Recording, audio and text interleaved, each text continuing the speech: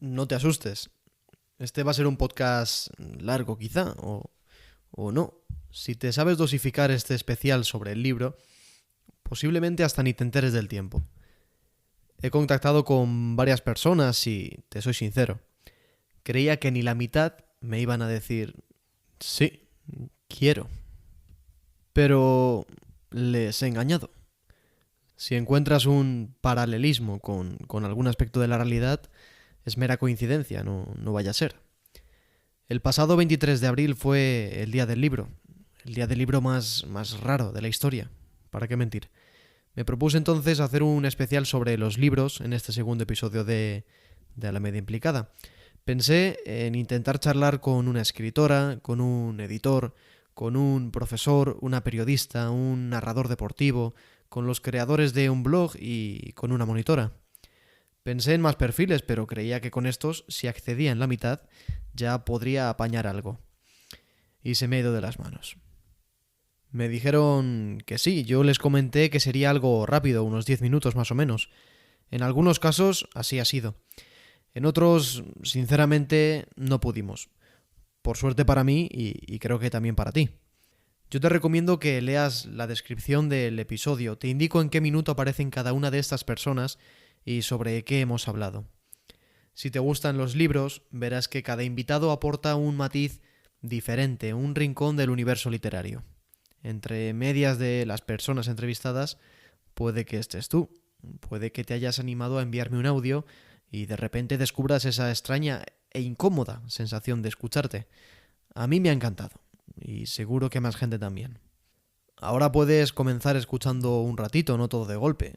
Más tarde otro rato, mañana más, dentro de 4 o 5 días otro cachito, y así hasta que hayas completado este especial dedicado a un compañero de vida, de enseñanzas, de disgustos, de alegrías, de descubrimientos, de reflexión, de pausa y de sentimientos. Bienvenido a Alameda Implicada. Alameda Implicada, con Javier Machicado. Hola, buenas tardes. Soy Isabel Sotoca Osorio. Para mí el libro es como un amigo, con el que te entretienes, disfrutas, aprendes y cuando lo necesitas siempre lo tienes a tu lado. Merece la pena cuidarlo y tenerlo en el mejor lugar.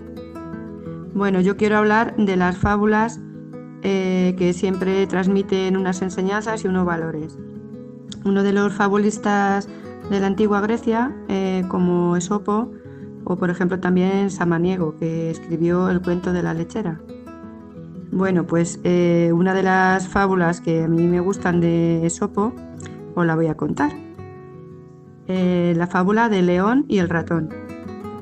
Bueno, pues tenemos el ratón incauto, sale de su madriguera y en esto aparece un león. El león lo atrapa con sus garras y se dispone a comérselo, pero finalmente se apiada por los gritos de clemencia del insignificante animal. Tiempos después, el león es atrapado en una red por unos cazadores y es donde el ratón aparece y al verlo desesperado le ayuda, royendo las cuerdas de la red y liberando al león. Este, agradeciéndole, le ofrece su amistad eternamente. Bueno, moraleja de la fábula, que ningún acto de bondad queda siempre sin recompensa.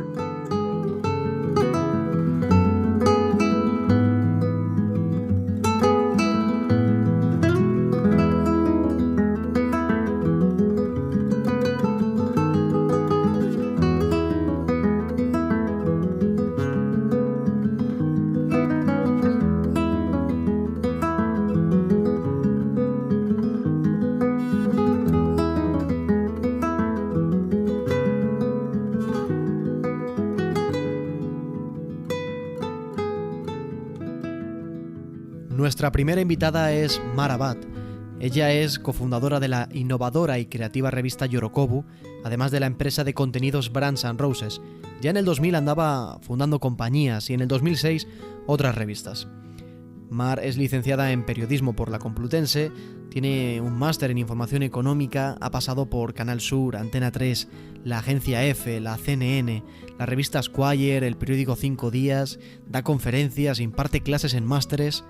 Además, es finalista en numerosos premios periodísticos y galardonada en 2017 con el Premio Accenture, en 2018 con el Premio Internacional de Periodismo Colombine, en 2019 con el Premio Nacional de Periodismo Miguel Delibes y en este 2020 con el Premio Don Quijote de Periodismo. Ella ama las palabras, las explica, las define, las descubre, las contextualiza en obras como De extraperlo a postureo o Twittergrafía. Además, Mar ama la historia, la explica, la retoma, la descubre desde otros puntos de vista que nunca nos habían enseñado, pero que seguían formando parte de la historia antigua, aunque moderna, porque su último libro, Antiguas pero modernas, de la editorial Libros del Cao, es el reflejo de 4 protagonistas que vivieron en la antigüedad, pero que pertenecen a nuestros días, de teletrabajo, de los libros y de esta visión más vívida, más locuaz y más bastarda de la historia de España. Hablamos con Mar Abad. Bueno, estamos con Mar Abad. ¿Qué tal estás? Hola, muy bien, buenas tardes. Bueno, tú, experta en teletrabajo, Yorokobu también, ¿habéis notado cambio en estos días? ¿Cómo os habéis adaptado? ¿Os piden otras empresas o gente cercana ayuda? ¿Es que habéis escrito artículos sobre el teletrabajo? Pues el teletrabajo lo conocemos bastante bien porque nosotros comenzamos con nuestra empresa en 2009, o sea que estábamos en plena expansión de la crisis económica de 2008 y ya tuvimos que recurrir a una economía de guerra porque no teníamos inversores, no podíamos tener una gran redacción, nos fuimos comprando los ordenadores como podíamos, empezamos a trabajar en casa porque los recursos eran muy básicos, ¿no? Teníamos muchísimas más ganas que recursos o inversión. Y eso, pues bueno, empezamos a hacer teletrabajo porque no teníamos todavía los ordenadores que íbamos a tener en la redacción, pero al empezar a trabajar en casa descubrimos que nuestra vida y nuestro trabajo mejoraba muchísimo. Hay algunas profesiones en las que es inevitable que se esté ahí, pero por ejemplo el periodismo, lo que nosotros hacemos, por supuesto que tenemos que salir a la calle, tenemos que entrevistar a gente, tenemos reuniones, pero hay una parte muy importante de nuestro trabajo que es en silencio, que es concentración, que es investigar, reflexionar, escribir, y eso se hace mucho mejor cuando tú estás en tu espacio, estás a solas, no hay compañeros que te distraigan, incluso la ropa, ¿no? Es un tema que se habla poco, pero que yo lo veo clarísimo. Cuando tú te vistes para salir a la calle y a lo mejor llevas unos pantalones apretados o llevas unos tapones que te molestan o llevas una camisa que te roza, claro, no trabajas igual de bien ni estás igual de a gusto que cuando tú estás trabajando en tu casa con esas camisetas deshilachadas, con el chándal. Entonces, eso bueno, yo a mí lo que me gusta del teletrabajo es que me parece que tiene un equilibrio fantástico entre esos momentos que necesitas de concentración y de estar a gusto y de estar a solas y de estar enfocado en un asunto. Y luego, haciendo teletrabajo, por supuesto que puedes salir a la calle, que puedes reunirte, que sigues hablando con tus compañeros. Así que yo creo que en todos los oficios donde se pueda instaurar el teletrabajo, creo que lo mejor que podemos sacar de esta crisis es aprender a establecer ese equilibrio entre el tiempo en el que se puede trabajar en casa y el tiempo que se tiene que trabajar fuera. De hecho, es que lo veo mucho más civilizado, lo veo mejor en calidad de vida, mejor también en productividad y una cosa muy importante, quien quiera estar un poco más tiempo con sus hijos o quien quiera llevarlos por la mañana al colegio o si el niño se pone enfermo, también facilita la vida de las familias. O sea que yo creo que ahí podemos aprovechar o no estar 2 horas de ida, 2 horas de vuelta yendo a tu sitio de trabajo, perdiendo tiempo de descanso, de atención, de quererte totalmente. a ti por preocuparte de ti. O sea, al final... Totalmente, o sea que yo creo que en estos momentos que son un crack, realmente es un crack social, pero que con todas las durezas que pasamos, que no quiero trivializar porque esto es peor que una crisis económica y aquí hay una crisis sanitaria, pero como no nos queda otra que incluso de los peores momentos sacar lo bueno, creo que nos tiene que servir de aprendizaje y reflexionar sobre muchas cosas, ¿no? Reflexionar sobre cómo hemos vivido, cómo podemos mejorar nuestro trabajo, cómo podemos mejorar nuestra vida familiar, cómo podemos mejorar nuestra vida en el barrio. A mí me apasiona la vida de barrio, cómo podemos mantener nuestras librerías, que son los grandes centros sociales y culturales de hoy. O sea, que yo creo que dentro de la tragedia tenemos una Hay que ser claro, oportunidad eso que si somos inteligentes tenemos que aprovecharla. Y no lo digo en plan, hay como, oh, gurú de la alegría y Exactamente, unicornios. mira qué ejemplos somos, ya. Claro, no, sino por propia subsistencia, ¿no? O sea, todos debemos intentar aprovechar estas malas situaciones para intentar aprender un poquito, a vivir un poquito mejor. Sí, que a lo mejor luego no adaptas el teletrabajo a tiempo completo a tu trabajo, pero pues eso, a lo mejor en vez de tener que ir los 5 días de entre semana, pues ir 2 o ir solo cuando tengas que hacer una labor imprescindible en tu centro de trabajo. Hay que ver cómo, bueno, pues cómo adaptar lo que tú dices para al final también mejorar nuestras vidas y también porque luego eso repercute mucho en tu trabajo. Entonces, creo que son beneficios para todas las partes. Claro, y en otros países que llevan ventaja en este tema, por ejemplo en Alemania, yo estuve viviendo hace 13 años allí y recuerdo que las grandes compañías como Siemens o como IBM, a los trabajadores que aceptaban hacer teletrabajo les subían el sueldo, ganaban más si hacían teletrabajo porque lo querían incentivar. Hace ya mucho tiempo que en otros países incentivan el teletrabajo y la experiencia le ha ido muy bien porque no han hecho una vuelta atrás, al contrario, sino que hay cada vez claro, más personas que hacen teletrabajo. Entonces, creo que también está bien mirar las experiencias de fuera para aprender de ellos, ¿no? No, porque al final, yo por ejemplo, una de las primeras medidas que me viene a la cabeza es, oye, si te ahorras un sitio de trabajo, luego también el salario, en teoría, debería estar más acorde a lo estipulado o a una buena remuneración. Entonces, es verdad que por un lado te estás también ahorrando gastos como empresa y calefacción o sillas o material. Al final ahorras de muchas cosas también. Pues, bueno, también quería hablar sobre todo, antes de Yorokobu, también cómo has vivido el Día del Libro, que es el tema principal de esta semana.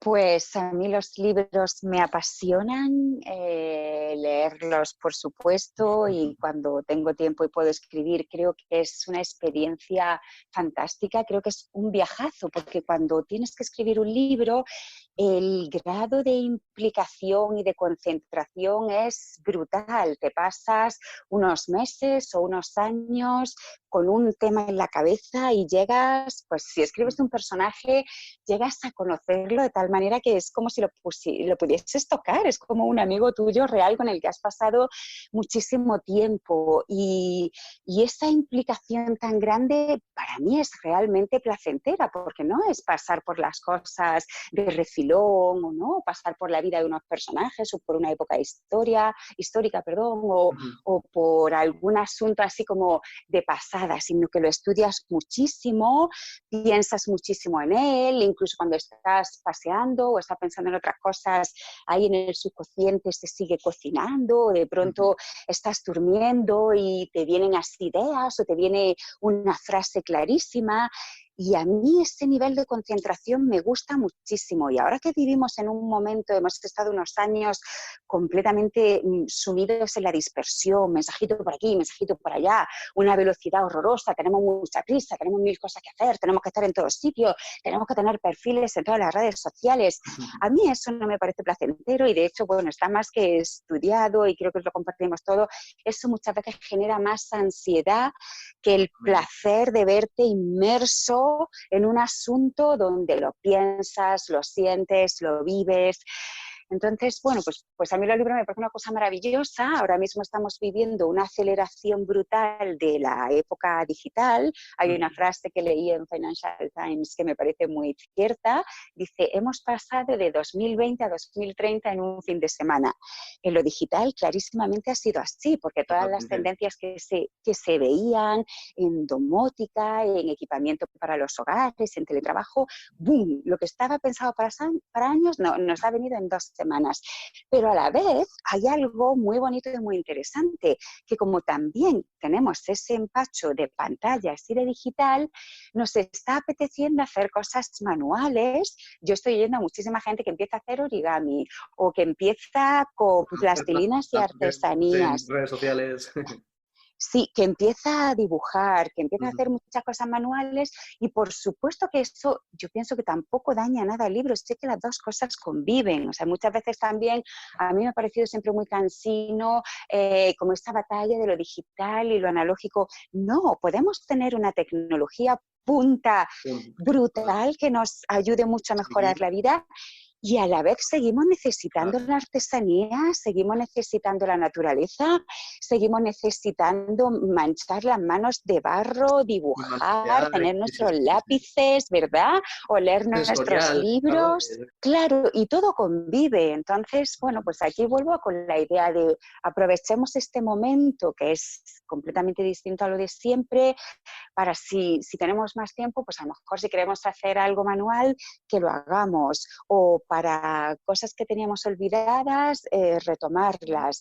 Yo creo que en este estado de alarma y esta crisis sanitaria, en vez de tomarla como ay Dios mío, lo que me ha caído encima, o verlo como tiempo congelado o tiempo encerrado, me gusta mucho esa idea de tomarlo como un retiro, ¿no? O sea, nos hemos retirado unos meses de esa vida a esa velocidad y esa vida de tanto que hacer y cuanto más viajas mejor y cuanta más gente conoces mejor y cuanto más llenas el currículum mejor y mirar un poquito hacia adentro y decir, no, ahora me voy a cuidar yo un poco mis aficiones, voy a crecer como persona, voy a cuidar a la gente que quiero, que sea como un retiro de cuidados, me decía el otro día una psicóloga a la que entrevisté y me pareció precioso. Si le damos la vuelta al concepto y en vez de tomarlo como un encierro, como si esto fuese una cárcel, es, no, yo me quedo en casa para no contagiar a nadie y mejor también si yo no me contagio.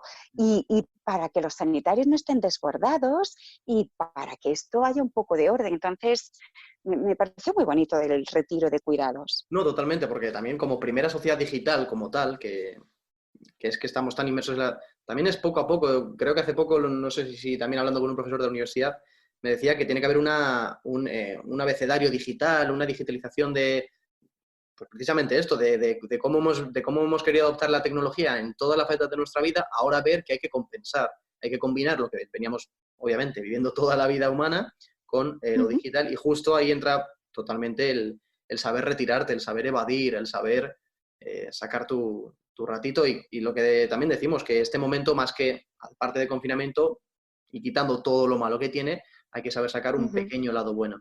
Y esa expresión de retiro y bienestar me parece buenísima. Me parece buenísima. Además de Yoroko, ya hemos dicho que escribes libros y en especial quería hablar del último y como de antiguas pero modernas y libros del cao. Y lo que tú decías en la presentación fue palpable, es decir, cómo hubo ese teatrillo entre Carmen de Burgos y tal, y lo que tú decías es que has llegado a tal punto de estudio que conoces al personaje y se nota muy bien en cómo vas mezclando tu prosa con textos de ellas mismas. Sí, yo creo bueno, eso es muy bonito cuando te gusta mucho un personaje histórico o un personaje que esté vivo, lo estudias bien, conoces mucho de su vida y de su pensamiento.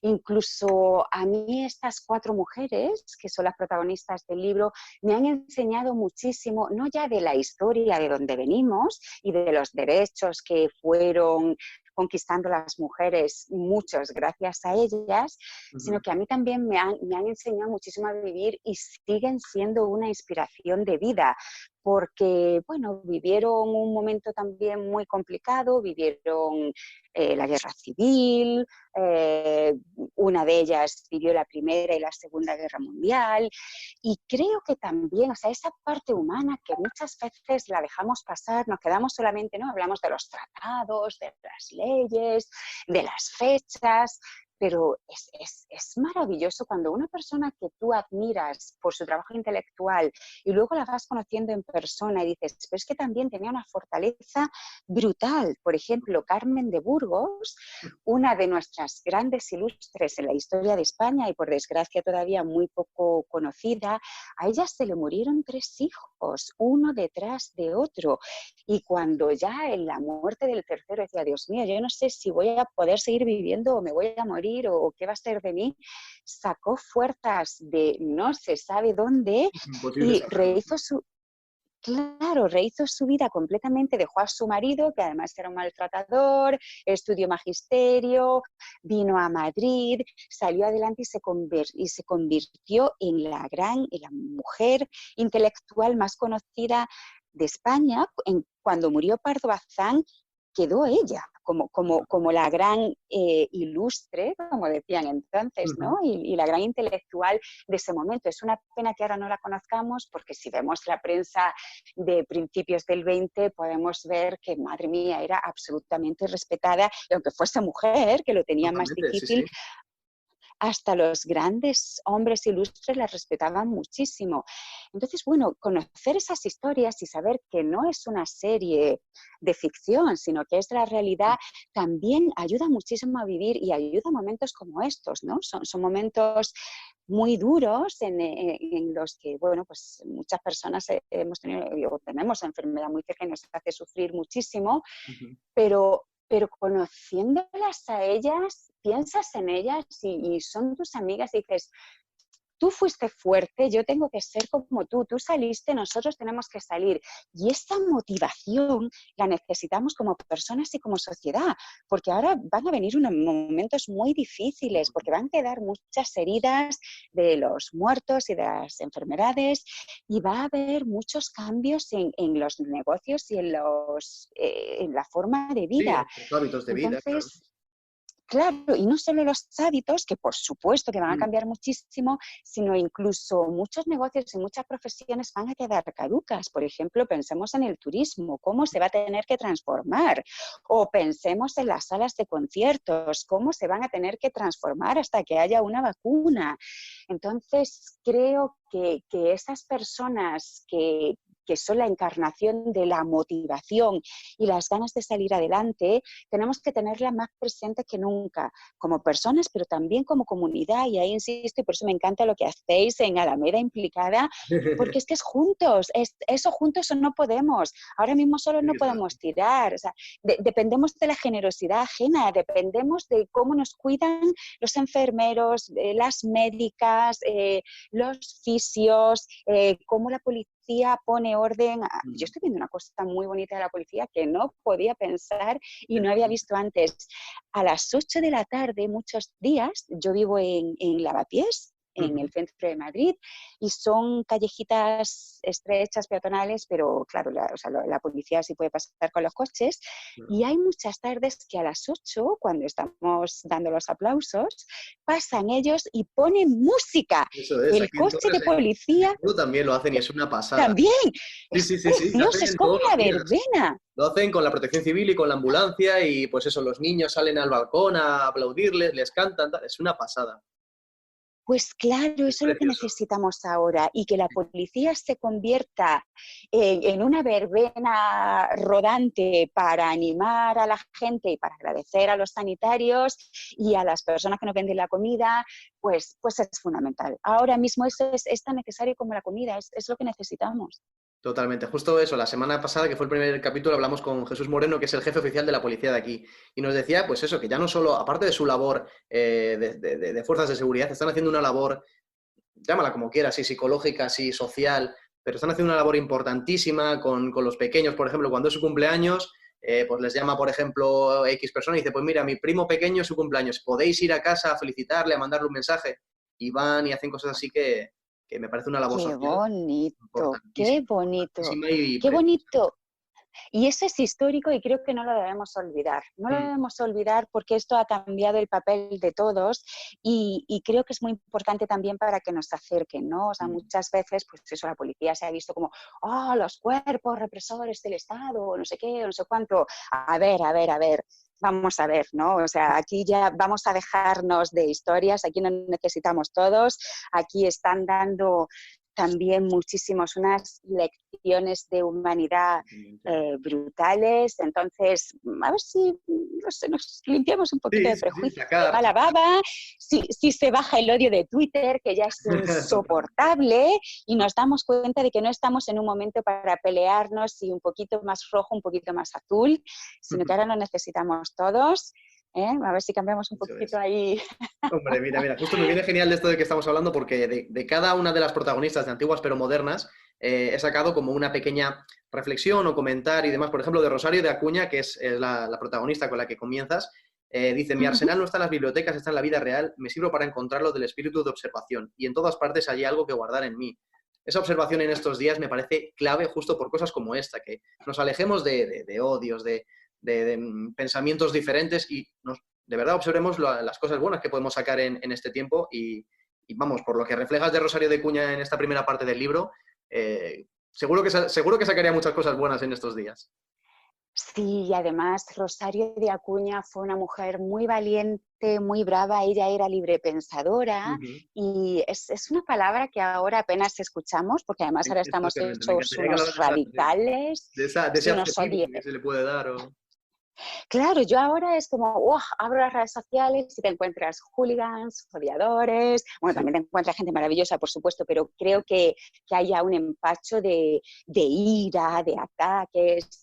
Y lo que me entusiasmó de Rosario de Acuña es que ella venía de una familia de la alta burguesía, una familia muy acomodada, pero cuando ella descubrió el libre pensamiento, lo dejó todo y se volcó con este grupo de gente que luchaba sobre todo por la libertad de pensamiento, como dice la palabra. Bueno, eso supuso que su familia, sus amigos, todos renegasen de ella y la dejasen sola, porque claro, su familia lo que quería era guardar sus títulos de nobleza y todo eso. Pero a ella le dio igual porque dijo, si no me aceptan como soy, pues adiós, muy buenas. Lo que yo no puedo hacer es dejar de ser quien soy por agradar a otros que no me aceptan tal y como yo me siento. Y es muy interesante esa idea de libre pensamiento porque evidentemente, aunque tú seas libre pensador, claro que tienes tus principios éticos y morales y tu forma de ver la vida, pero la actitud es mucho más de dialogar, de escuchar y sobre todo de admitirlo todo, ¿no? No derribar al contrario, incluso de reconocer que tú mismo puedes cambiar de opinión. Y a mí eso es una cosa que me fascina porque yo muchas veces me oigo hablar y un día digo una cosa y al día siguiente digo la contraria y de hecho no me parece malo. Creo que es bueno porque si tú cambias de opinión significa que estás evolucionando y que eres receptivo a nueva información que te hace cambiar y que te hace corregir. Esto creo también que es un defecto que estoy encontrando muchos en nuestra cultura, en los medios de comunicación, van a saco, es que tal político dijo esto y mira, a los 2 meses dice lo contrario. Joder, pues menos mal que dice lo contrario, porque si con 19 años dicen lo mismo que con 35, muy mal vamos. Exactamente. La vida va, entonces, la vida cambia. Por supuesto, y además cambiar de opinión también significa corregir. Entonces, bueno, claro, o sea, habrá veces que cambiar de opinión sea por ser chaquetero, pero cambiar de opinión también es evolucionar y también es que nos cambien la posición en la que estamos, ¿no? Nos está pasando con esta pandemia y por desgracia, pues yo lo he visto clarísimo porque yo al principio cuando lo oía solo en las noticias, pues lo veía como una tragedia lejana, tal, no sé qué, era como, ay, qué pena, qué tal, pero en realidad no sabes lo que es. Cuando me ha tocado en mi familia, las cosas han cambiado mucho, mi forma de pensar, mi forma de sentir, mi forma de entender la enfermedad ha cambiado radicalmente. Entonces, ¿por qué cambian las opiniones? ¿Por qué cambian los pensamientos? Porque también ha cambiado tu posición en el mundo. Tú ahora conoces más, a ti ahora te ha afectado más. Ahora ya no conoces algo solamente por leer 4 artículos en el periódico. Es que estás todo el puñetero día en el WhatsApp esperando noticias alentadoras. claro, entonces, bueno, pues creo que eso también, o sea, esa humildad de decir, vamos a dejar de estar todo el día aquí midiéndonos, que se ha cambiado de opinión, que si iba a salir a las 3:30 y ya salía a las 4 menos cuarto. Dios mío de mi vida, con la que tenemos encima y nos paramos en esas chorradas. Sí, sí, sí, totalmente, totalmente. Pasamos a la siguiente protagonista, que es Sofía Casanova, que, por así decir, si se puede decir, es definir en una palabra, esto que tanto se busca muchas veces, yo creo que es sentimental. Y hay una parte en la que en la que dices de ella que Vincenti, quien sería su pareja, vio en ella la sombra del romanticismo, ese grito del sentir que se levantó ante el empacho de razón del siglo XVIII. Como cuando nos obcecamos tanto con una ideología o con algo, luego también a veces descuidamos justo lo contrario. Ahora hablamos, por ejemplo, de la digitalización y a lo mejor habíamos dejado a un lado, pues eso, el sentir, lo humano. Y ahora estamos viendo cómo también, obviamente, es tremendamente necesario y tienen que coexistir en este caso de Sofía Casanova, ser sentimental con usar la razón, utilizar lo digital, conseguir utilizando en nuestros aspectos humanos. Sí, sí, la historia de Sofía es realmente para hacer un novelón o una serie, Una porque esta trilogía, sí, sí. mujer, sí, esta mujer tuvo, bueno, pues una vida bastante complicada porque se casó con un filósofo polaco ultranacionalista y que estaba muy herido porque en este momento su querida Polonia estaba ocupada por los rusos. Entonces, él lo que más deseaba en la vida era tener un hijo que fuese el gran redentor del resurgimiento de Polonia. Y vio en Sofía que ella podría ser la madre perfecta de ese hijo, porque, bueno, basándose en algunas poesías que había leído, también ultra romanticista y nacionalista, pues la madre del redentor sería extranjera y Sofía, como era española, para él era extranjera. Se llevaban bien porque le gustaba, los dos estaban metidos en esa filosofía, esa cultura del romanticismo y bueno, en realidad los dos eran bastante pragmáticos, entonces cuentan que no se enamoraron locamente el uno del otro, pero sabían que, bueno, pues que estarían bien al lado el uno del otro. Exactamente, podía beneficiarse, sí. Claro, podrían tener una vida interesante porque a cada uno la otra persona como pareja le funcionaba bien. Lo que ocurrió es que luego él, que bueno, parece ser que era realmente inteligentísimo, era superdotado, pero a la vez era bastante paranoico, pues a la pobre le dio una vida terrorífica y de hecho él, bueno, pues empezó con las teorías higienistas a final del siglo XIX, también hubo un momento en el que estaba muy de moda pues, los cuidados, pero es muy curioso encontrar luego los paralelismos que hay con cada momento histórico y ahora también estamos un poco, antes de la crisis del coronavirus, ¿no? Estábamos también un poco con estas teorías que, bueno, él acabó siendo unos precursores del eugenismo y luego de ahí derivó el nazismo. O sea, es que es una cosa tremenda, ¿no? Al estudiar a Sofía Casanova, yo descubrí también cómo se fue originando el nazismo. Eso también es muy interesante de la historia, porque tú a lo mejor te acercas porque quieres conocer a un personaje, en mi caso a Sofía, pero ya al ver su vida y al ver con la persona que estuvo viviendo la mitad de su vida, pues conoces cómo se han ido generando otros grandes movimientos en otros países y madre mía de mi vida, ¿con cuál hemos ido a dar? Con el nazismo. Entonces, bueno, pues es muy interesante porque también empiezas a darte cuenta, por ejemplo, cuando estudiamos historia, pues de pronto estudias el nazismo como ¡boom! Como si hubiese caído de la nada, ¿no? Es como año 1930 y tantos, aparece el nazismo. Hoy empieza y tal día acaba y ya no hay más, ni antes había nada. Exactamente, como si los hechos históricos brotasen así como las setas de pronto. Y no es así. Normalmente viene de muchos pensamientos de generaciones anteriores, de cómo va cambiando esa ideología. Claro, de según en manos de quien cae, pues va por un sitio o por otro. Y eso fue muy interesante de estudiar la vida de de Sofía Casanova, que además de las 4 mujeres que están en el libro, también escogí que tuviesen distintas ideologías, porque creo en el libre pensamiento, y aunque yo tenga mis ideas políticas y mis ideas sociales, creo que estaba muy bien reflejar que la historia, pues siempre, claro, o sea, las ideologías que tenemos hoy, pues en realidad vienen de antiguo, bueno, el nombre de los partidos cambian, algunas veces se radicalizan un poquito más, otras veces menos, pero también al hablar de personas con distintas ideologías, conocemos el origen de nuestras ideologías de hoy.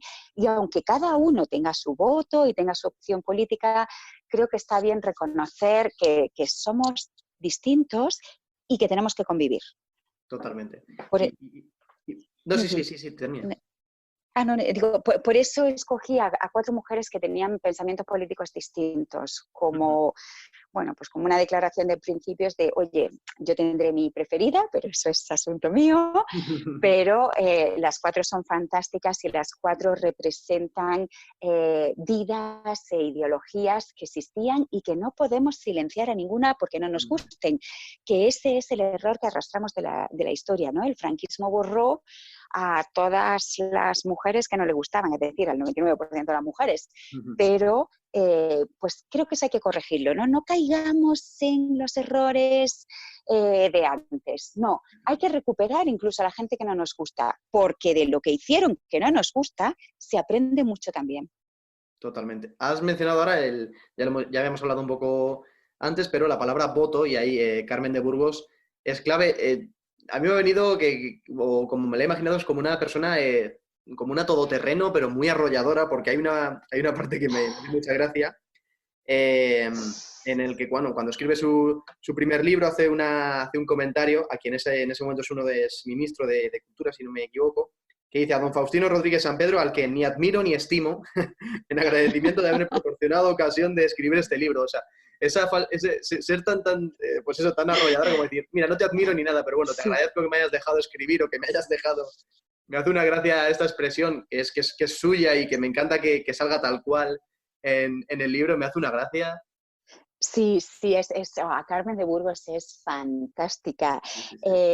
Como dices, seguro que tuvo que ser arrolladora y muy valiente y tener mucho carácter, porque es que a final del 19 y a principios del 20, si eras una mujer que te habías ganado un lugar en las letras o en la política o con algún negocio, es que tenías que tener muchísimo carácter porque te lo ponían muy, muy, muy difícil. Entonces, todas las mujeres que han pasado a la historia realmente tienen 2 méritos. Uno, por su inteligencia y su valía, pero otro también por su valentía, por su coraje de decir, es que me da igual lo que me digáis y lo que hagáis. Sí. Bueno, y los insultos que se llevaban y las amenazas de muerte, que Rosario de Acuña aguantó muchas amenazas de muerte y de hecho se tuvo que exiliar 2 años porque primero la parte de la población más conservadora quería acabar con ella, pero la propia Guardia Civil fue a detenerla por un artículo que había escrito criticando, ya ves tú, pues a unos chavales que en la universidad pues atacaron a unas jovencitas. Pero bueno, es que los tiempos eran muy distintos. Pero volviendo a Carmen de Burgos, sí, para no dejarla porque me parece fantástica esta mujer, esa dedicatoria que dices a mí también me apasiona porque digo, ¿cómo me gusta esta mujer? ¿Con qué coraje y qué valiente fue?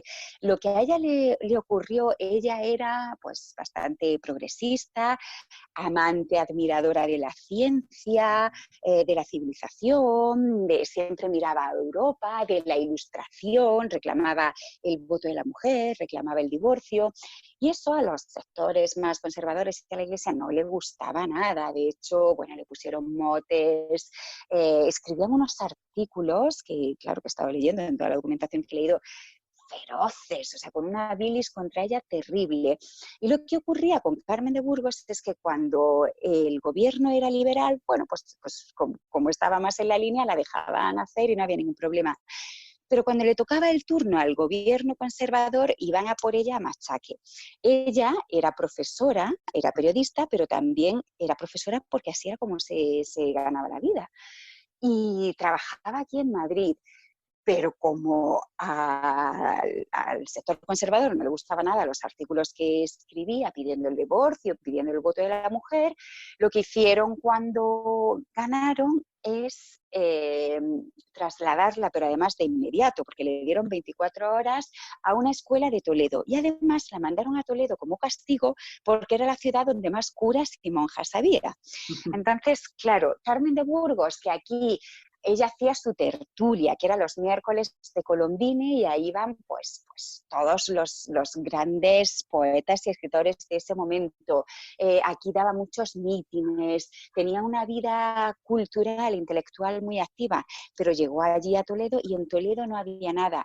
Y como no había nada, ella no dijo, bueno, pues aquí me quedo, ¿no? Como decíamos antes, aquí con el tiempo congelado, esperando a ver qué pasa. No, no, no. Ella dijo, vale, aquí no tengo tertulias, aquí no me relaciono con ilustres, pero voy a aprovechar mi tiempo. Y entonces escribió su primera novela.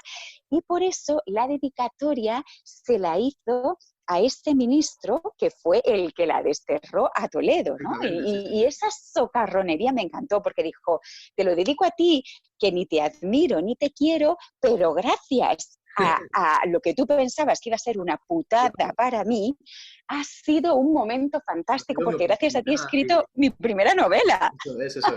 Y luego también Es que hay que ser lista. Otras 2 novelas, otros 9 relatos en un solo año. Se desahogó, hizo 2 novelas largas, 9 relatos cortos, que también lo mencionas, y digo, joder, en un año. Sí. Sí, y además era súper trabajadora y eso es otra cosa que bueno, que de todos modos yo creo que en este país no hay que dar lecciones sobre el trabajo, aunque me saca un poquito de tema, pero me encantaría comentarlo. Sí, claro. Muchas veces por mi trabajo, cuando escucho a los evangelistas estos neoliberales que vienen hablándonos aquí de Silicon Valley como si fuese la capital del esfuerzo, ¿no? Y entonces vienen a decir que es que en España no existe la cultura del esfuerzo, que somos unos vagos, pues también me empieza a entrar una especie de ira que digo que no existe la cultura del esfuerzo. ¿Y qué coño ha hecho tu madre, tu abuela y tu bisabuela? Que ha sido dar tu vida por ti, que ha sido lavarte toda la ropa, cocinarte, educarte, renunciar a todo para que tú ahora digas que vayas la posguerra fue jauja.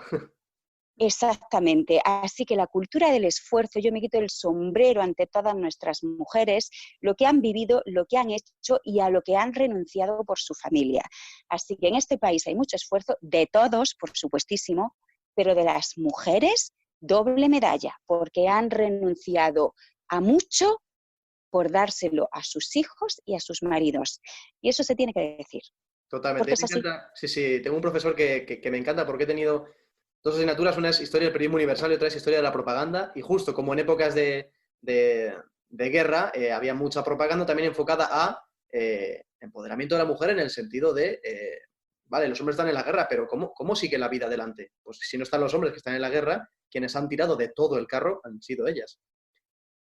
Por supuestísimo. Claro, sobre todo, pues, es curiosísimo ver cómo era la propaganda de esos momentos de plena guerra, de posguerra, es una pasada. Y claro, como se ve que es la mujer la que ha tirado, obviamente, del carro en esos momentos en el que el hombre estaba en el frente de batalla. Pero claro, la vida seguía adelante, seguía habiendo, teníamos que tirar para adelante y ahí fue la mujer. Claro, pero en las industrias, en las tiendas, en la ganadería, lo hicieron las mujeres. De hecho, es muy curioso, un hecho histórico, bueno, muchísimas mujeres y además también muchos hombres, y hay que reconocérselo, a final del 19 y principios del 20 reclamaban que las mujeres entrasen más en la vida política y la vida social. Pero lo curioso de la historia es que al final el hecho que hizo que las mujeres se incorporasen a la sociedad fueron las 2 grandes guerras mundiales, porque por muchos movimientos, muchos mítines, mucho que predicase mucha persona y muchos partidos políticos, fue la realidad la que se impuso, y en ese momento en el que ya no era una cuestión de ideología, sino que era una necesidad, y las mujeres tuvieron que salir y manejar la sociedad mientras los hombres estaban en la guerra. Claro, después de eso ya no hubo vuelta atrás. Bueno, por ejemplo, en España sí por el franquismo porque la volvió a meter en casa, pero en el resto de países occidentales ya las mujeres se quedaron en la calle y formaron parte de la sociedad. Por eso yo pienso también que tenemos que ser muy conscientes de que ahora mismo estamos en un momento histórico absolutamente de cambio y pues es como un terremoto social, ¿no? Y decir, bueno, pues que esto no sirva simplemente para haber estado encerrados en casa viendo series, sino después de las guerras suele haber cambios profundos en la sociedad. Pues intentemos que esta vez también sea para mejor, porque, por ejemplo, la enseñanza que tenemos después de la Gran Depresión, en 1929, ocurrieron dos cosas. En algunos países, como Italia o como Alemania, esa depresión en el humor social, esa desconfianza en la política, en las instituciones, llevó a, bueno, pues que el régimen de Mussolini se fortaleciese mucho y el alzamiento o sea, que llegase al poder el nazismo. Es decir, que hay sociedades que en esa debacle lo que hacen es tener unas salidas de pues quiero un papá Estado o quiero un dictador o quiero a alguien así brutal que me resuelva la vida porque están muertos de miedo o porque están absolutamente deprimidos, pero Estados Unidos tuvo una salida muchísimo mejor. Después de la Gran Depresión ganó el presidente Roosevelt y ganó por 2 mandatos y ahí fue cuando Estados Unidos creó su estado de bienestar y ha sido de los años más prósperos y más sociales y más parecidos a la socialdemocracia que ese país ha tenido jamás en su historia. Es decir, que de un momento tan terrorífico como es una guerra o fue la Gran Depresión, o es que no va a ser 2 No, no, mesecitos, va a ser va a bastante ser largo de estos hitos de cada siglo, va a ser uno de ellos, obviamente. claro, pues ahí miremos a la historia atrás y pensemos también que a veces ha sido una oportunidad para crear sistemas que han sido beneficiosos. Después de la epidemia de 1918, en Europa se empezaron a formar las instituciones sanitarias y también un poquito el estado de bienestar. O sea que yo creo que de esto también tenemos que darnos cuenta de una cosa obvia. Necesitamos más ciencia, necesitamos estado de bienestar, porque si no va a ser Ya muy va a ser duro difícil. de por sí, pero además hay que cuidar eso que va a ser lo principal para salir adelante. Una persona yo creo que obviamente lo pasaría mal en estos tiempos como todos, sería una persona tan viajera que ahora sin poder salir de casa lo pasaría muy mal como es Aurora Bertrana, que bueno, refleja el libro viajes de ella pues justo en esa Europa tan convulsa que deja España, que se va justo a la Segunda Guerra Mundial. Vaya momentazo también para vivir. Sí, Aurora Bertrana es también una mujer muy desconocida. Ella se hizo muy famosa, sobre todo en Cataluña, porque ella era de Girona y a veces, bueno, pues escribía en catalán y entonces también, claro, eso reducía un poco la difusión de sus artículos fuera de las zonas donde se hablaba el catalán, pero ella se hizo conocidísima porque viajó a la Polinesia francesa y viajó pues de 1926 a 1929. En esa época, si ahora nos parece exótico el lugar, podéis imaginar cómo era entonces. Ya Y ves. claro, las crónicas que enviaba de la vida de allí, pues dejaba a todo el mundo extasiado. Y sobre todo, a mí lo que me gustó de esta mujer es su valentía, porque a ella le llamó mucho la atención el amor libre. Allí, como todavía no habían llegado los evangélicos ni los religiosos, claro, pues ellos vivían, no tenían ni siquiera la institución del matrimonio, las cortesanas, que eran prostitutas, no eran mujeres de segunda, estaban absolutamente integradas en la sociedad, no las insultaban, convivían perfectamente con ella. con ellas, y eso a Aurora Bertrana le llamó muchísimo la atención, claro, porque eran unos valores absolutamente distintos a los nuestros. A ella también le fascinaba que no existiese la figura del bastardo, porque aquí, claro, si un hijo nacía y no se sabía quién era el padre, pues la pobre criatura ya estaba estigmatizada para toda su vida, y dice, pero pobre angelico mío, ¿él qué ha hecho para que lo traten como un apestado, si esta criaturilla que no ha hecho nada malo en el mundo? Bueno, pues ella iba contando todas esas cosas y claro, realmente era fascinante, no ya solo por lo exótico de los paisajes, Ya ves. sino por Hay esa cambios en eso. mentalidad, claro, tan distinta a la nuestra. Y ahí se hizo muy conocida como escritora. Luego ya ella, a partir de la Segunda República, se involucró más en política, conoció el feminismo y se quedó maravillada porque veía mujeres jovencitas, muy independientes, muy valientes, haciendo muchas cosas. Entonces ya se involucró mucho y ya pasaron a llamarla, ya no era periodista, ya era intelectual. La Ujú. tomaron como una intelectual y era un personaje muy relevante. Y cuando llegó la guerra civil, pues en el 38 se tuvo que ir porque, bueno, pues por salvarse la vida, porque además iban a por ella era del bando republicano. Luego tuvo una vida muy dura. En el 49 la dejaron volver, por supuesto, todo amañado y por enchufismos, porque claro, no permitían que estuviese en España, porque era una mujer perseguida por ser del bando de los vencidos. Ujú. Y luego ya el resto de su vida estuvo aquí, pero claro, después de haber viajado tanto, de haber conocido Europa, una mujer con unas ideas tan abiertas, pues aquí se dedicaba pues a escribir, además novelas que no le publicaban y bueno, tuvo una vida al final bastante triste porque estaba en un país en el que no encajaba nada y en el que no era feliz. Pero bueno, creo que esas cosas también nos tienen que enseñar, ¿no? Saca Esas reflexión de vidas, todo eso es. sí, esas vidas duras nos enseñan Mm. y también supongo que a todos nos hacen plantearnos, ¿no? Si muchas veces merece la pena estar en tu lugar teniendo una vida horrible o hay que irse, como hicieron Ujú. muchas otras personas, ¿no? O sea, Totalmente. son los momentos difíciles que nos pone la vida, ¿no? Yo creo que en los últimos años lo habíamos tenido todo tan fácil, parecía que era todo tan sencillo, Mm. parecía que las guerras o las situaciones difíciles, eso era Solo, cosa de otros o solo en los cosas del libros, pero pasado. mm, Sí, y te das cuenta de que, bueno, pues cada tantas generaciones hay momentos realmente complicados. así es.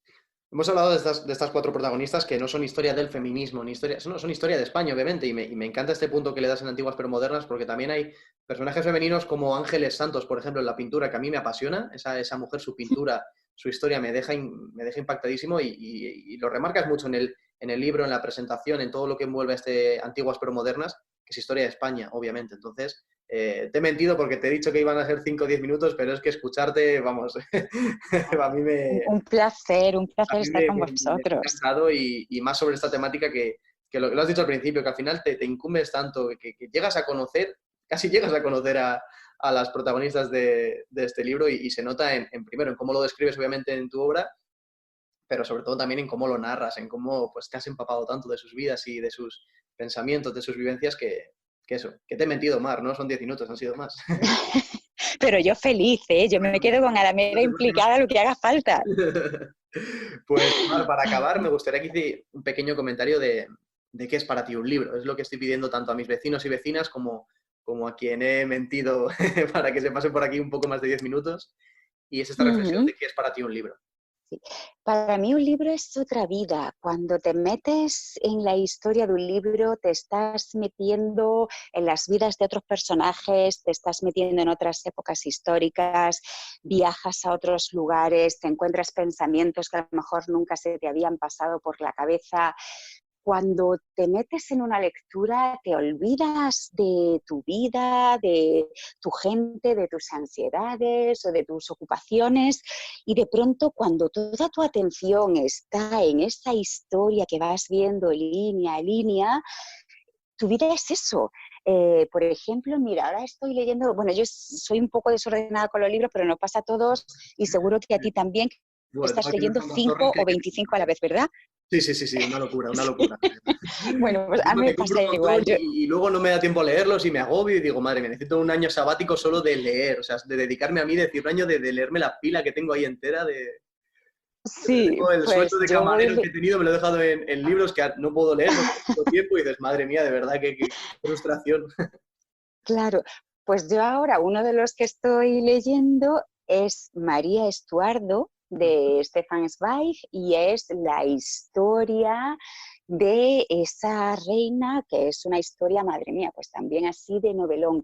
Y además, bueno, pues en esta época complicada, ¿no? Que nos estamos viviendo ahora, muchas veces cuando digo, ay Dios mío, o sea, ya ahora es como estoy ya bastante cansada de las ansiedades del día a día de estas cosas, de pronto me voy a leer la vida de María Estuardo y de verdad que se me olvida todo. Es como si me arrancasen de mi persona y me llevasen al año 1500 a Escocia y de pronto ya en vez de tener mis ansiedades, tengo las ansiedades de ella, que eran bastante más complicadas que las mías.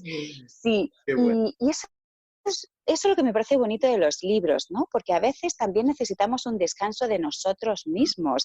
Y bueno, pues tú te pones a leer el libro y de pronto te metes en otro personaje y vives otra vida y de pronto, ay, mira, me quito mis cosas y mis historias y Me te has disfrute con otro ambiente, trasladado. sí. Sí, es un teletransporte. Totalmente. Pues Mar, vamos, a mí durante este ratito me has teletransportado a los teatros de Rosario Acuña, a Sofía en Polonia, a Carmen de Burgos en Toledo dándole en la boca al ministro y a todos los viajes de Aurora. O sea, vamos, te lo agradezco un montón. Muchísimas gracias, qué ilusión. Y encantada de conoceros y bueno, y qué proyecto tan bonito. Y bueno, en otra hablaremos y Hombre, cuando seguro que en acabe una esto te vienes aquí, te situación enseño el pueblo, nos vamos de cañas me por los fantásticos encantaría, bares que tenemos. me encantaría, me encantaría. Un abrazo, Mar. Pues un abrazo muy grande a todos. Hasta pronto. Hasta luego.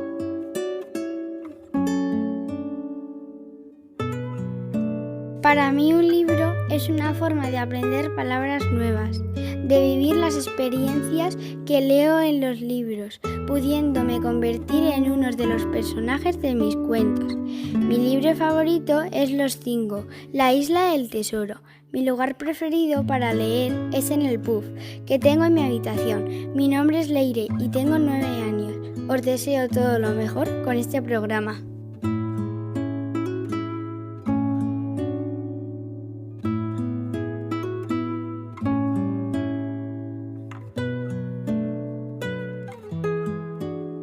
Emilio Sánchez Mediavilla pertenece a una tierra tan fría como acogedora, tan bella e idílica que prefiero no seguir describiendo porque posiblemente sea uno de los primeros sitios a los que ahora mismo, y sin dudarlo, me escaparía para perderme en su bahía, una de las más increíbles del mundo. Emilio nació en Santander, es periodista y cofundador de la editorial más seductora a la que puede acudir un estudiante de periodismo como yo, Libros del Cao.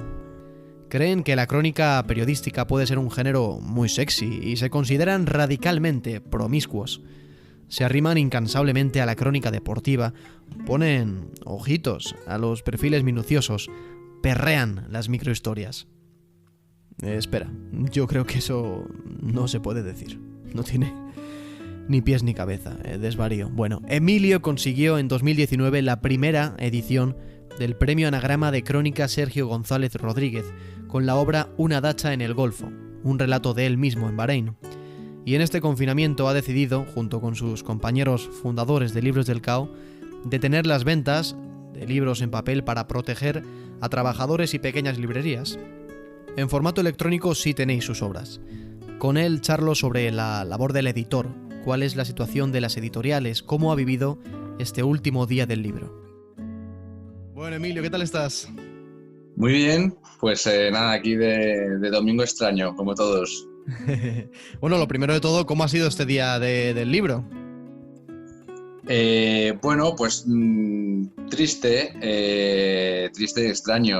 Decía el otro día uno de mis socios, escribió en el blog de la web de la editorial y que decía que realmente entre los abrazos de San Jordi cuando tal y la despedida de la Feria del Libro de Madrid, hay como el mes y medio mágico para el mundo del libro y bueno, pues se ha perdido. Entonces, pues eso da pena. Es verdad que, bueno, dentro de todo el contexto que estamos viviendo, pues nada, se asume Sí, sí, con sí. pena, pero con total normalidad, que están ocurriendo cosas mucho más dramáticas y bueno, esto a nosotros en nuestro oficio nos toca de esta manera y pues nada, deseando que cuando esto pase de alguna manera, pues poder recuperar toda esa ilusión que provoca pues San Jordi, la idea del libro, la feria del libro. Y, bueno, Seguro que con la creatividad alguna idea saldrá para recuperar esta sí, celebración y sí, saldrán ya. sí. Es cierto que eso es mala época para la creatividad, por lo menos a mí. Yo Sí. personalmente, bueno, me cuesta un poco. Es verdad que ya te vas acostumbrando en esta nueva rutina, pero vamos, yo los 20 primeros días no podía ni leer una línea, básicamente. Luego ya me iba acostumbrando y ya más o menos he vuelto a leer, estoy trabajando de lo que puedo, que tengo niños pequeños en casa y pues está siendo difícil. Pero a mí personalmente es épocas de tanta confusión y con tanta incertidumbre, a mí no me vienen bien para ser creativo, lo reconozco. No, la pasa mucha gente y mucha gente lo comenta en Twitter y demás que les cuesta mucho leer estos días. ¿Cómo habéis adaptado en Libros del Cao vuestra labor? Porque, por ejemplo, pues habéis cancelado la venta de libros en papel precisamente para, pues eso, como medida de prevención para las personas que se encargan de traérnoslo a casa o al... Sí, y también por las librerías, también en apoyo a las librerías independientes. Y bueno, pues lo hemos vivido pues también al principio un poco paralizados, te reconoceré. Sientes que esto es algo que te sobrepasa y la primera reacción es quedarte realmente paralizado un poco por el miedo, sin saber qué va a pasar. Y luego, pues poco a poco, pues nada, hemos hecho varias reuniones entre nosotros por Zoom, hemos ido hablando y hemos intentado seguir con la rutina, el que estaba editando unos libros, pues seguir editando en ellos, hablar con el diseñador, terminar cubiertas. Estamos todos trabajando menos de lo que trabajábamos antes, seguramente. Y bueno, pasado sobre todo esa sensación de extrañeza radical de la primera semana, 2 primeras semanas, pues intentas adaptarte y seguir trabajando como antes. Es verdad que nos hemos cortado un poco a la hora de plantear nuevos proyectos más a futuro, en parte porque por la incertidumbre de qué va a pasar y por otro lado porque bueno, las novedades de marzo, de abril, de mayo que ya teníamos preparadas, pues se han quedado en el limbo paradas. Cuando se reinicie la actividad y abran las librerías, pues primero tenemos que dar salida a todo lo que no ha podido salir publicado en los últimos mes y medio, 2 meses. Con lo cual tenemos como bastante cartera de proyectos ahí cerrados y queremos también darle salida antes de ir acumulando nuevos proyectos. ¿Cómo encara un editor de libros una obra que posiblemente en un futuro se publicitará y demás? ¿Cómo encaras? ¿Qué aspectos son los principales en los que te fijas a la hora de decidir si un libro entra o no en la editorial y demás? Es difícil. Por un lado, el tema que te proponen tiene que parecerte interesante, tiene que despertar algo de curiosidad, pero casi más importante que eso he aprendido en la no ficción, en la crónica, creo que es la mirada del autor, la habilidad para desarrollar un tema ¿no? La narrativa, las capacidades, las herramientas que tenga para construir pues una narración de calidad. A veces me ha pasado, tengo proyectos que el tema en sí no es lo que en principio no te despertaba especial curiosidad, pero luego empiezas a leer y te va atrapando porque que es un gran mérito de la no ficción, ¿no? De un gran cronista, que, como decía Leila Guerriero, que tienes que ser capaz de despertar el interés del lector de algo que en principio a él le importaba un pepino. Pues, para mí la escritura es muy importante, la mirada, la estructura, cómo se ha trabajado el tema.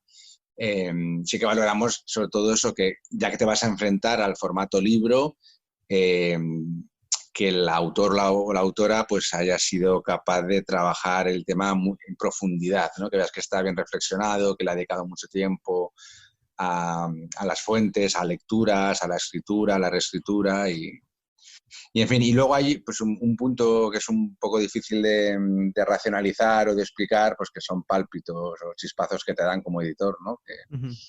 con algunos autores o autoras, desde el primer mail que te mandan, pues ya intuyes que por ahí, desde luego, hay calidad literaria y te lanzas.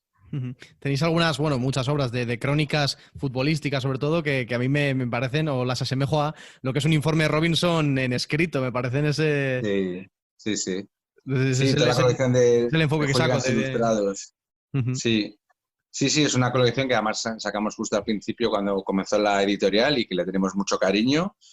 Y me encanta que lo compares con Informe Robinson, porque yo creo que de alguna manera es una de las influencias, ¿no? Es un género que los amantes del fútbol, pues es un género que nos gusta mucho y para nosotros es un honor que se pueda asociar la colección de los hooligans ilustrados con el programa de Robinson. ¿En qué momento está vuestra editorial o editoriales más o menos semejantes a la vuestra? Ahora por la crisis. No, en general, me refiero, Ah, antes, obviamente antes de toda esta locura que estamos viviendo, ¿en qué momento se encontraban las bueno, editoriales? bueno, es verdad que es dentro del panorama editorial, incluso a mismo tamaño hay muchas coyunturas diferentes, hay que ver caso a caso, Ujú. pero la lectura optimista sería pensar que después de 10, 15 años en los que ha habido un pequeño boom de editoriales pequeñas, Ujú. me daba la sensación de que sí se había logrado conquistar cierta parte de la atención del lector y de las librerías. Mi sensación como lector, más allá de editor, era que cuando iba a un tipo de librerías cada vez veía más títulos de este tipo de editoriales pequeñas en la mesa de novedades. O sea, esa sensación de que las pequeñas, todas juntas, en general sí habían logrado pegar, aunque fuera un pequeño mordisco cada vez más relevante al mercado antes ocupado completamente por los grandes sellos, ¿no? Eso sería un poco la lectura positiva. Siguiendo en esta línea, me da la sensación que el mundo editorial español mostraba una variedad de intereses y de enfoques maravillosa. Creo que se estaban haciendo cosas realmente bien, muchísimas editoriales siendo muy originales y arriesgadas y haciendo cosas realmente maravillosas.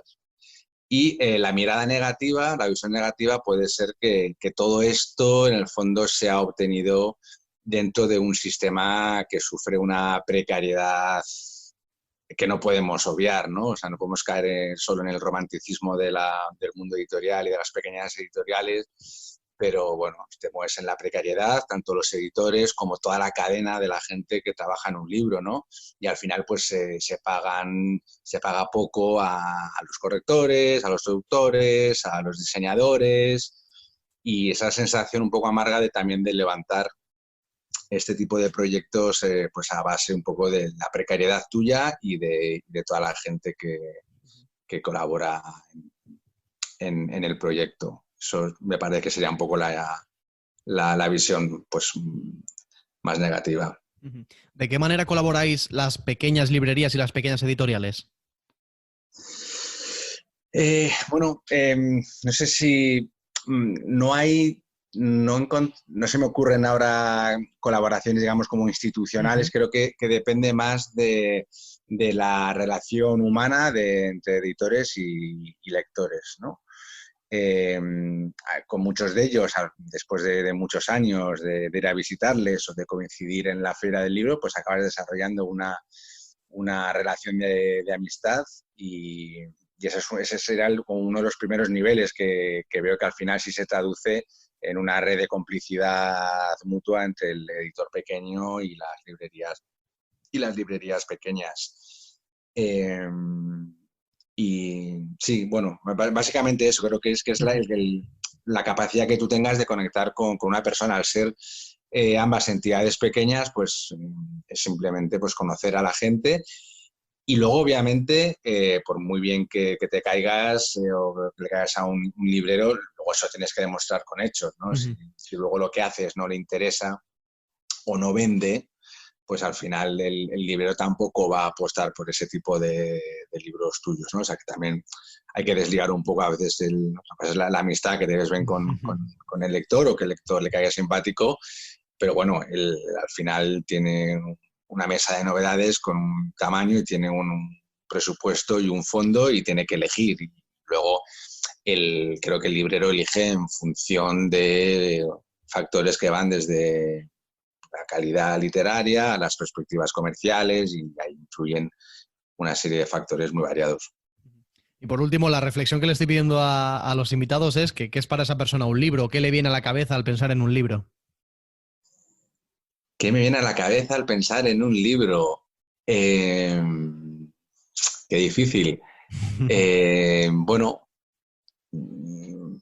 es que no sé, diría toda mi vida. Pienso en un libro, y ahora mientras estaba pensando en qué responderte,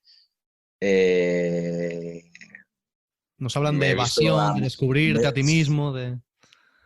Bueno, no sé si tanto de descubrirte a mí mismo.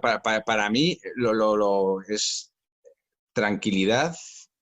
A mí me relaja leer como muy pocas cosas, por eso ahora en estos momentos en los que no he podido leer lo he sentido mucho, porque es una cosa que me relaja, me concentra, y luego es algo que creo que como lector pues me ha hecho muy feliz. Es el libro por encima de todo, y pondría a ponerme más grandilocuente y utilizar palabras más amplias, pero creo que para mí la lectura es felicidad, y una felicidad muy íntima. Por un lado, en cuanto a esa conexión que tú estableces con tus lecturas, y a la vez pues una herramienta de conexión con amigos, ¿no? Que sobre todo cuando eres más adolescente, que igual te mueves en ambientes en los que no se lee tanto, y en alguna época eres casi es más el raro de clase, pues la lectura y los libros, sobre todo en la adolescencia, es una contraseña secreta con la cual empiezas a establecer una relación de amistad muy, muy estrecha con otra gente. Genial, pues Emilio, muchas gracias por vuestra labor en Libros del Cao, por haberme atendido, y muchos ánimos y muchos abrazos para pasar estos días. Igualmente, muchas gracias a ti. Un abrazo. Hasta luego. Un abrazo. Hasta luego, chao.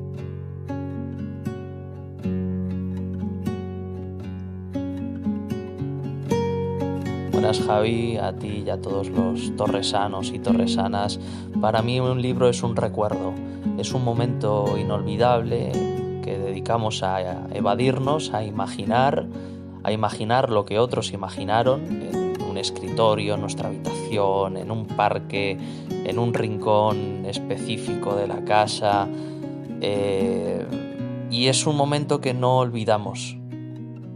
Ver una película o escuchar alguna canción en algún momento, a veces se puede ir de nuestra cabeza, pero cuando estamos leyendo un libro es difícil que esos momentos se nos vayan de la cabeza. Y me gustaría leer un pequeño trocito del libro de Unamuno, de Niebla, que creo que conviene mucho en estos días en los que muchos de nosotros estamos pasando el confinamiento prácticamente solos, y no nos ha quedado más remedio que enfrentarnos a nosotros mismos, y en ese viaje solos se nos han revelado algunas cosas. Dice lo siguiente: cuando el hombre se queda a solas y cierra los ojos al porvenir, al ensueño, se le revela el abismo pavoroso de la eternidad. La eternidad no es porvenir. Cuando morimos, nos da la muerte media vuelta en nuestra órbita y emprendemos la marcha hacia atrás, hacia el pasado, hacia lo que fue. Un saludo a todos.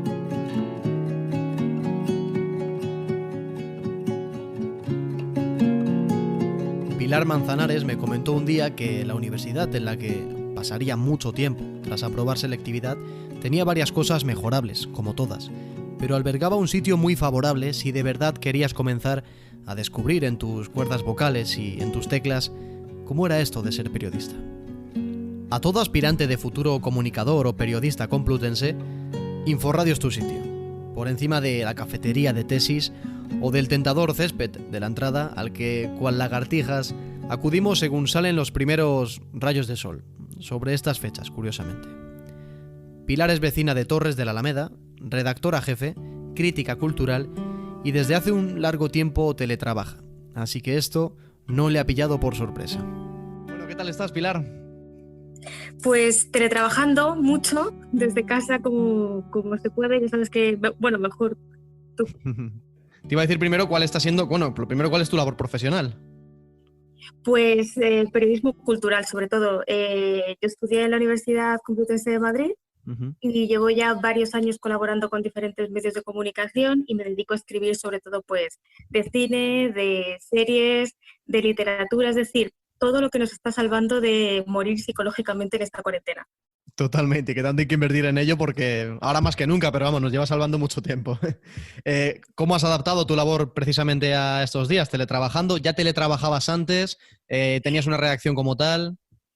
Sí, yo inventé el teletrabajo hace un año casi en mi profesión, podríamos decir, de manera personal. Porque, bueno, al colaborar con diferentes medios de comunicación es casi imposible estar yendo de una redacción a otra, entonces era mucho más práctico trabajar desde casa y cuando tenía que realizar y tengo que realizar alguna entrevista a algún actor, a algún escritor, en esos casos sí que siempre que podía la hacía cara a cara con fotógrafo y eran los días, bueno, pues en los que solía salir, ¿no? Es verdad que eso ahora pues es imposible también, entonces tiramos pues de videollamadas, de las famosas videollamadas y de las llamadas telefónicas de toda la vida. Es cierto que, bueno, a día de hoy como muchos rodajes se han parado, muchos escritores no están pudiendo presentar los libros, pues la mejor forma que tienen para hacer promoción de sus series, de sus películas y de sus libros, pues es a través de entrevistas y es lo que yo hago desde casa, sobre todo estos días. Así que bueno, desde aquí dar las gracias a todos los gabinetes de prensa de productoras que se están portando fenomenal, la verdad, y sobre todo a los actores y actrices que están dejando un huequito para contestar nuestras preguntas. Para atender. Muy bien. Entonces, me imagino que te habrán pedido mucha recomendación, amigas, familia, conocidos, que estos días están acostumbrados al teletrabajo y a lo mejor tú les estás dando alguna indicación de cómo llevarlo. Sí, porque es verdad que yo, por ejemplo, trabajo, algunas de las revistas con las que colaboro son Supertele y Teleprogramas, del Grupo de Comunicación GES España, y muchos compañeros de trabajo no se han movido de esa redacción en años.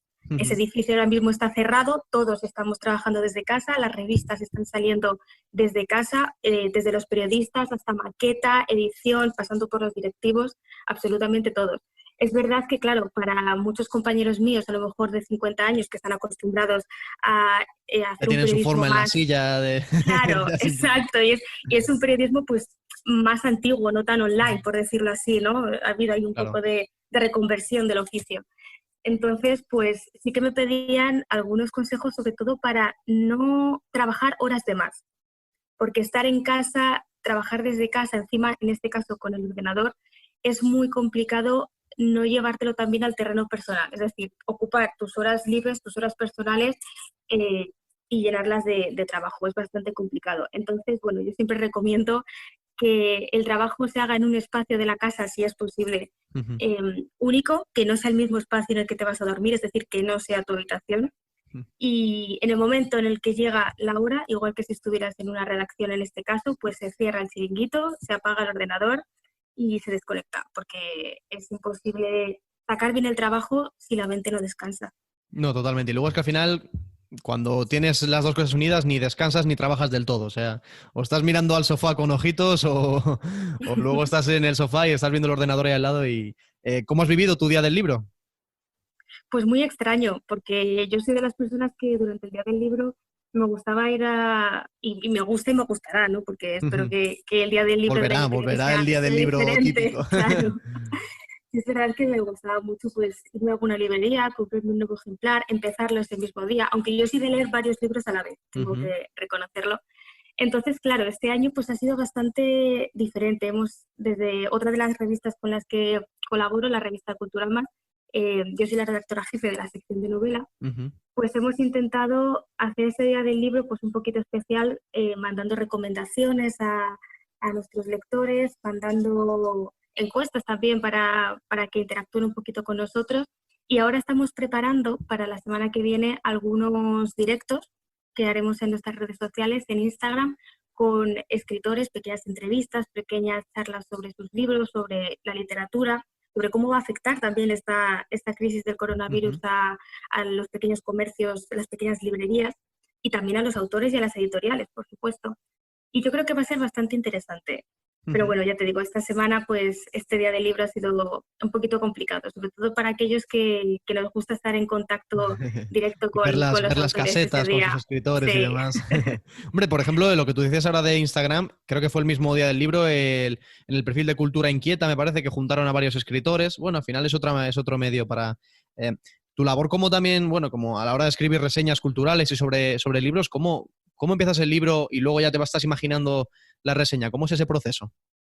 Pues lo voy anotando muchas cosas, sinceramente, porque creo que una reseña tiene que tener la sinopsis del libro, que contar de lo que va el libro, pero también hablar de las sensaciones que te están produciendo en el momento en el que estás leyendo el libro. Hay veces que la sensación que tienes a la hora de leer un libro no es la misma que tienes cuando termina, porque el final de un libro determina bastante la concepción que tienes sobre ese ejemplar. Entonces voy anotando bastantes cosas, bastantes frases que se me vienen a la cabeza, capítulos a lo mejor que me gustan más, que me gustan menos. Y después de terminar un libro, lo primero que hago es intentar... ¿Ahora? Ahora sí, creo que está Ahora. Sí, Yo te he perdido. Sí, bueno. La pregunta de cómo es hacer una reseña. Estabas hablando de cuando ya tienes todo apuntado y demás. Luego, ¿cuál es ese proceso una vez que ya has terminado el libro y tienes todo apuntado? Cuando tienes todo ese mare magnum de ideas, ¿cómo lo sintetizas? Pues ya te digo, lo primero que intento es hacer un esquema, porque no me gusta ser muy repetitiva. Hay veces que hay una idea que cuando estás leyendo el libro que te está rondando continuamente, y yo creo que si no tienes bastante claro lo que vas a escribir, a lo mejor terminas volviendo a esa idea una y otra vez y puede resultar bastante aburrido. Entonces me hago un esquema, intento poner puntito por puntito lo que voy a escribir y a partir de ahí lo voy desarrollando en párrafos, es lo que más me interesa. Es cierto que a veces es complicado porque es difícil cuando no te gusta un libro o cuando no es del todo de tu agrado tener que escribir una reseña. Yo siempre digo que las reseñas positivas son mucho más fáciles porque las negativas, por mucho que no te haya gustado y por mucho que no conozcas a lo mejor personalmente al escritor o a la escritora, siempre es feo tener que criticar el trabajo de alguien, aunque sea tu propio trabajo.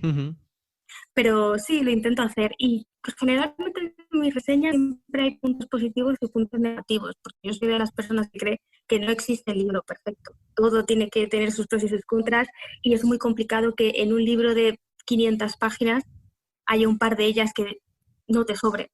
Es obvio. O que digas, bueno, esto es completamente innecesario, ¿no? A lo mejor es un libro que está genial. Yo me acuerdo... El año pasado leía uno que a mí me gustó mucho, que se llama La cocinera de Castamar, de Fernando J. Núñez. Es el primer libro de este escritor, que además es guionista. Y a mí me encantó, pero es verdad que había algunas páginas en las que se tiraba 2 horas describiendo una receta de cocina. Entonces, claro, a mí me sobraba y a veces te sacaba un poco de la historia. Bueno, pues es un libro que a mí me encantó, pero yo no podía dejar de comentar esa parte negativa. De añadir ese matiz, claro. ¿En qué momento ves el periodismo literario desde dentro también? Pues lo veo bastante positivo, que evoluciona de manera bastante favorable en esta reconversión del oficio que estamos viendo del papel a Internet. Creo que es un periodismo que se sigue respetando más que otros, podríamos decir. Yo creo que es uno de los que menos críticas también recibe. Y es extraño, ¿no? Porque justamente somos de los que más opinamos de muchas cosas, de muchas películas, series, y que generalmente pues no coincides con el 100% de las opiniones de los sectores de la población. Es imposible, ¿no? Pero creo que es bastante valorado y creo que hay muchas personas que antes de ver una película lo primero que hacen es mirar las críticas y eso dice bastante.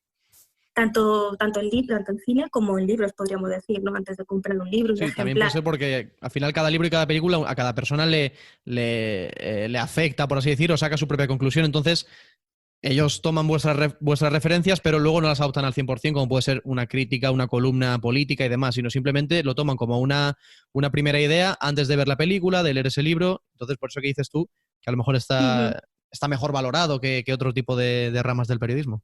Claro, yo creo que lo ven como un periodismo menos agresivo, podríamos decir así, ¿no?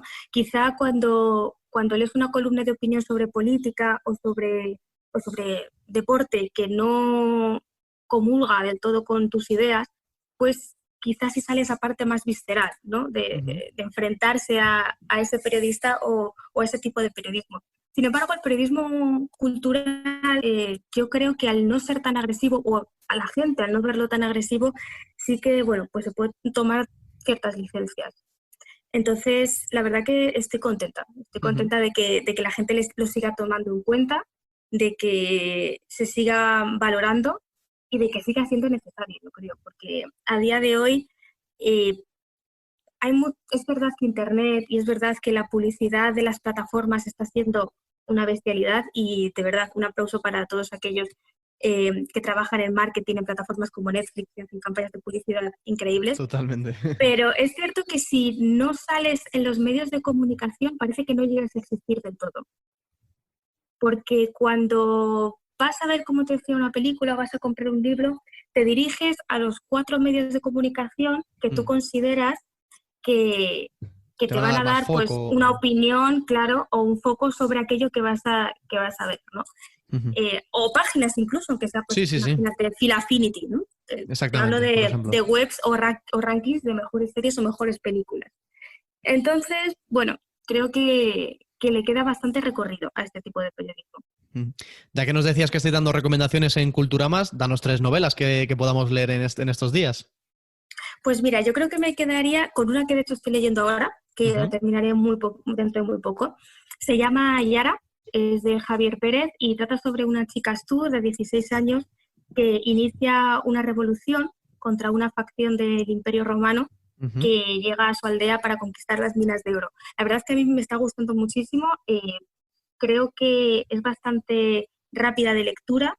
Es difícil cuando se trata de temas históricos, como es la invasión del Imperio Romano, que algo no resulte denso. Y a mí me ha sorprendido para bien el lenguaje coloquial que usa Javier Pérez, la narrativa tan rápida que tiene y el ritmo que le ha dado esta novela con capítulos que para mí no hay ninguno que esté vacío hasta ahora y me quedan poquitas páginas. Entonces yo creo que me quedaría con Yara. Llevando las recomendaciones a un terreno más clásico, yo tengo que recomendar mi libro favorito siempre, que es 100 años de soledad, de Gabriel García Márquez. ¿Apuesta segura? Apuesta segura. Conozco a pocas personas que no le haya gustado. Alguna hay, es cierto, pero creo que si hay alguien que le apetezca leer algo más clásico y que quizá, bueno, entienda algo clásico como aburrido, yo creo que 100 años de soledad es un libro que no es para nada largo, a mí por lo menos no se me hace largo, y que puede servir para introducirse poquito a poco en este tipo de literatura.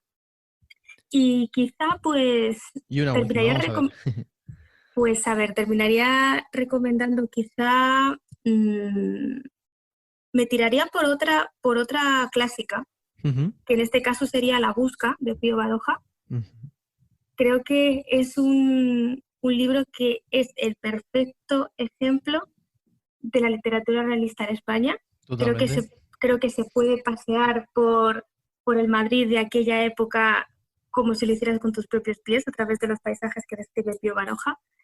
Y para mí es una de sus mejores obras. Así que yo creo que con esas 3... van a echar buenos ratos los oyentes. Sí, podríamos pasar esto que queda de cuarentena, que todavía es incierto. Veremos cuánto. Pero creo que de estos 3 libros se pueden sentir bastante satisfechos cuando terminan de leer. De lo que has dicho de estas, bueno, de lo que has dicho durante la entrevista, pero también de estas 3 novelas, ya se puede sacar una ligera conclusión de qué es un libro. Pero me gustaría también que nos añadieras tu reflexión personal sobre qué es para ti un libro, qué ha significado para ti los libros. Pues mira, para mí los libros son un deporte que te permite ejercitar el alma, que te permite ejercitar la mente, que no solo te abre a otros mundos, cuando no puedes en estos casos salir de casa, sino que también te ayuda a conocer en el que vives y te ayuda a conocerte a ti. No podemos dejar de olvidar que cuando hablamos de libros no solo nos referimos a narrativa, a novela. Hay muchísimos tipos de libros. Hay muchísimas obras ejemplares que van desde la psicología a la filosofía, a la propia literatura. O sea, hay una variedad temática impresionante. Y yo creo que se puede viajar al exterior a través de los libros y también al interior de uno mismo. Creo que son necesarios para conocernos a nosotros, que nos pueden poner frente a valores e ideas que nosotros tenemos asimilados como positivos y que a lo mejor no lo son. Ujú. Y quizás si todo el mundo leyera más y opinara menos sin haber leído, creo que nos iría bastante mejor. Yo creo que los libros pueden hacer bastante mejor a esta sociedad. Totalmente. Yo alguna vez hablando con amigos que dedican mucho tiempo al gimnasio, me gustaría a mí, pero no tengo tiempo porque estoy ejercitando pues, otro músculo muy importante que es el cerebro. Está muy bien mejorar nuestra apariencia, pero también el músculo del cerebro debería ser, bajo mi ver, el principal músculo a ejercitar, y creo que como tú lo has dicho, la lectura y los libros son unas mancuernas y un deporte fantástico. Pilar, Así muchísimas es. gracias. Muchísimas gracias a ti. Un abrazo grande, chao. Un abrazo.